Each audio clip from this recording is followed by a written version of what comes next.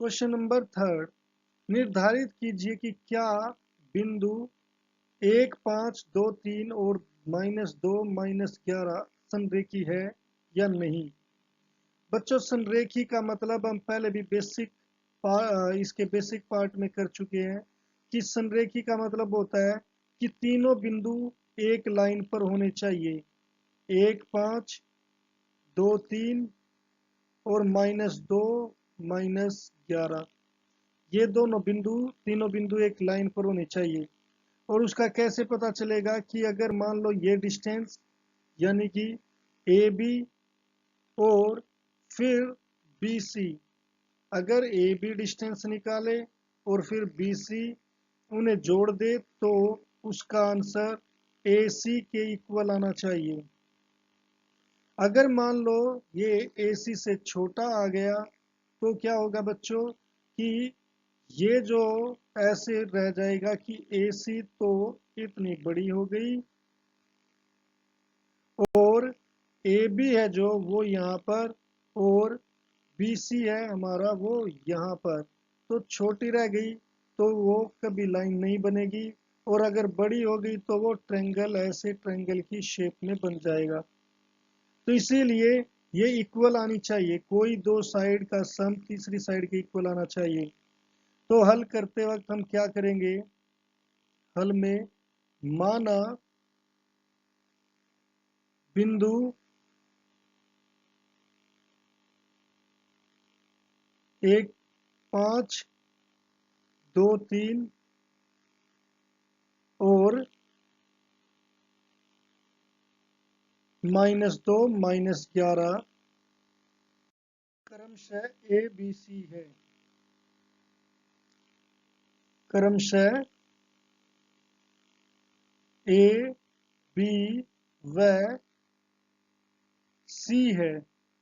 पहले हमने इनके नाम दे दिए, अब हम इनके बीच की दूरी निकालेंगे।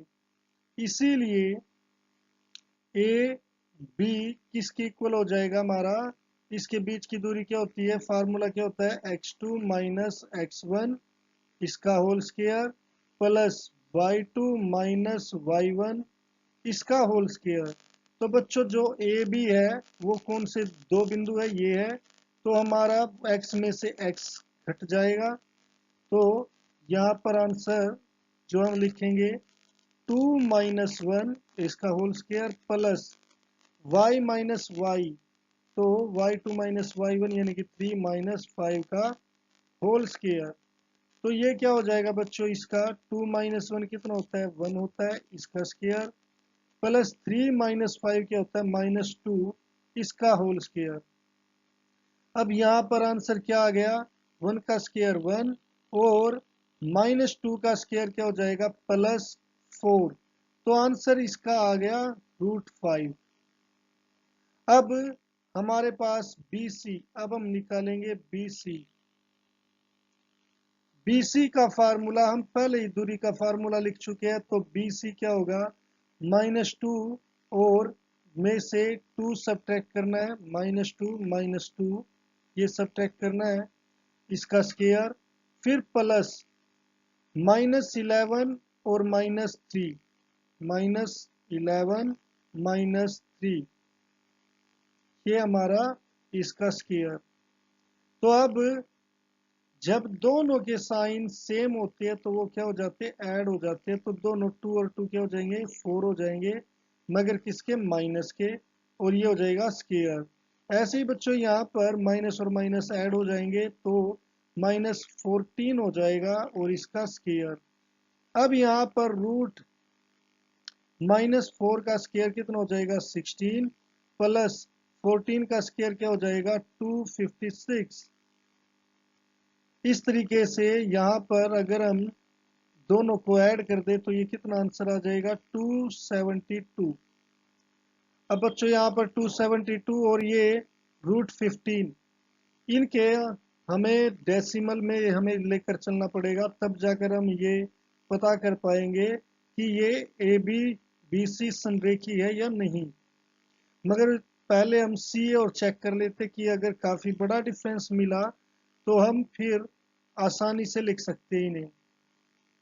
अब यहाँ पर रूट सी ए, बच्चों ये ए है और ये सी है, तो सी ए के लिए क्या है कि -2 में से 1 सब्ट्रैक्ट करना है, तो -2 -1 यहाँ पर होल स्क्वायर प्लस फिर -11 -5 इसका होल स्क्वायर। अब जो दोनों साइन सेम होते हैं, साइन दोनों के सेम हो तो वो ऐड हो जाते हैं, तो 2 + 1 क्या हो जाएगा 3, मगर किसका माइनस का स्क्वायर, प्लस यहाँ पर दोनों माइनस है तो 11 + 5 कितना हो जाएगा 16, वो भी माइनस का 16 स्क्वायर। अब यहाँ पर हम देखते हैं 3 का स्क्वायर कितना होगा 9, और माइनस का क्या हो जाएगा प्लस, और 16 का क्या होगा 256। अब अगर देखें दोनों को तो ये क्या हो जाएगा 265, दोनों को ऐड करने के बाद। अब बच्चों यहाँ पर देख रहे हैं कि ये जो हमारा 272 है ये सबसे बड़ी वैल्यू है, मगर ये रूट में है, और ये हम देख पा रहे हैं कि ए बी का जो यहाँ पर ए बी का आंसर वो √5 आया, इसको और इसको जोड़ने पर 270 के आसपास आएगा, मगर ये गलत होगा। अब हम ये चेक करेंगे कि सही मायने में, जैसे इनको हम रूट में से हमें बाहर निकालने पड़ेंगे, √5 का आंसर देखना पड़ेगा कि √5 का आंसर क्या होता है बच्चों।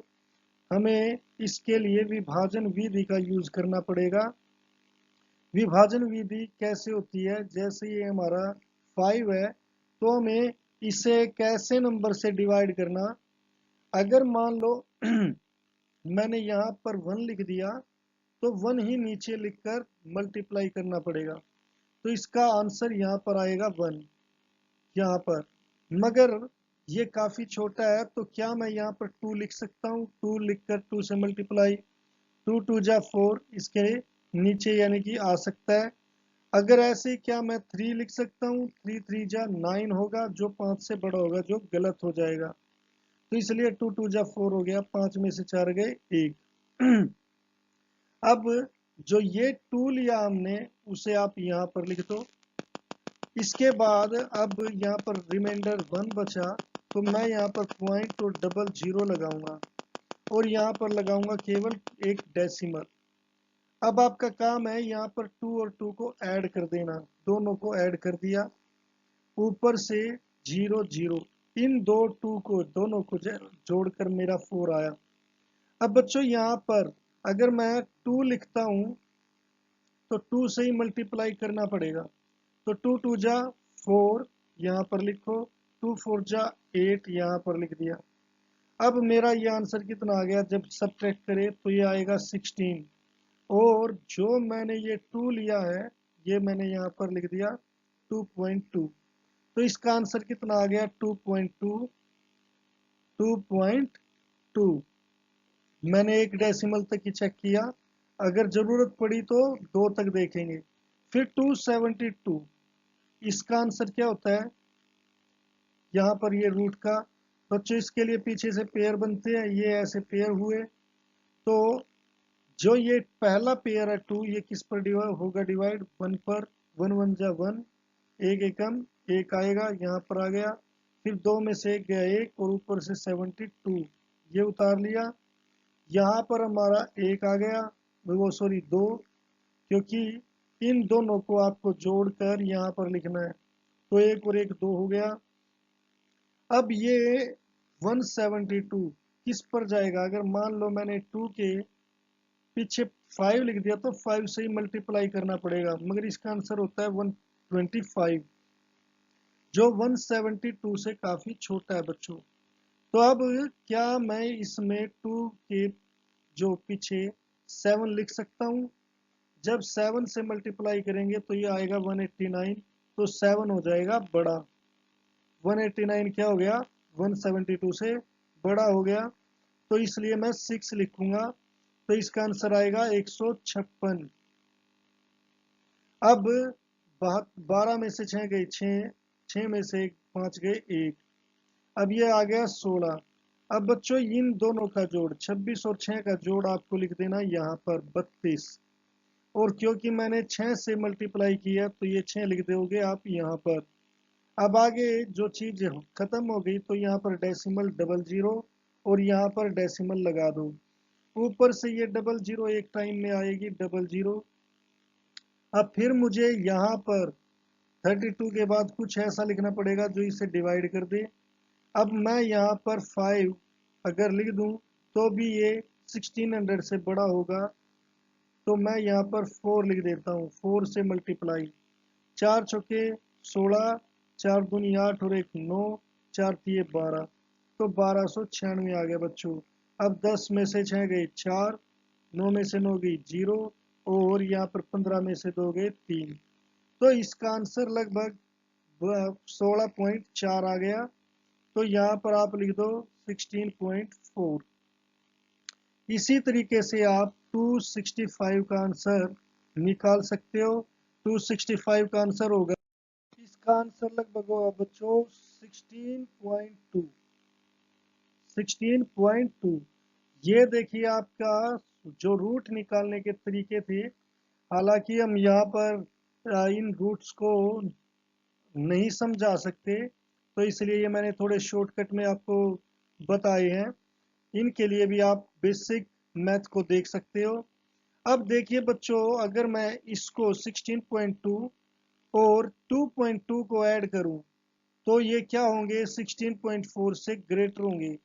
कई बार बच्चे गलती कर देते कि 2.2 को 4 देखकर इसमें 16.2 में 2.2 इस तरीके से ऐड करते हुए पाए गए हैं। बहुत सारे बच्चे ऐसी गलती कर देते हैं और वो इसको इस 16.4 के इक्वल मान लेते हैं, जो कि गलत है। अब यहाँ पर हम लिखेंगे, अब ए बी प्लस सी ए, इन दोनों का आंसर कितना है 2.2 प्लस 16.2, तो ये टोटल कितना हो गया 18.4। इसीलिए A B plus C A equal नहीं है बी सी के, इसीलिए ये तीनों बिंदु संरेखी नहीं है। तीनों बिंदु संरेखी नहीं है, संरेखी नहीं है। तो इस तरीके से